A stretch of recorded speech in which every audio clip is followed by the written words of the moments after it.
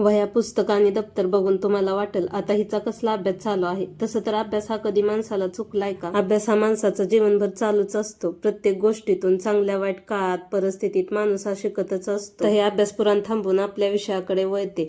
हिथं ना मी लेखाचा दिवसभरातील शाळेत केलेल्या अभ्यासाचा पराक्रम बघत होते. आणि हो, या बारीक सारीक गोष्टीवर लक्ष ठेवावं लागतं, कारण तो अजून बारीक आहे आणि एवढी समजही नाही ना. शाळेतून आल्यावर त्याचा होमवर्क पण करून घेते, म्हणजे नंतर खेळायला मोका. कारण खेळणं एवढं प्रिय आहे ना, त्यापुढे अभ्यास तर लांबचीच गोष्ट. खाण्यापिण्याकडे पण लक्ष नसतं. रात्री कोथिंबीर आणि कढीपत्ता आणला होता, पण वेळ काही मिळाला नाही निवडायला, त्याच त्या इतर कामामुळे हो.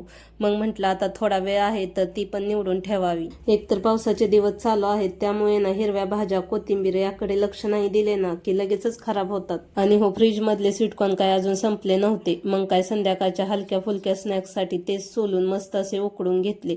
त्यासोबत मसालेदार चहा पण होताच. बाहेरचं वातावरण पण खूपच छान फ्रेश असं झालं होतं आणि त्यातच हे चटकदार कॉर्न आणि मसाल्यावाल्या चहाचं कॉम्बिनेशन आणि काही मस्त अशी संध्याकाळ. आता हा व्हिडिओ तुम्हाला आवडला असेल तर लाईक करा आणि आपल्या चॅनलला नक्की सबस्क्राईब करा. भेटूया नेक्स्ट व्हिडिओमध्ये. तोपर्यंत सर्वांना श्री स्वामी समर्थ.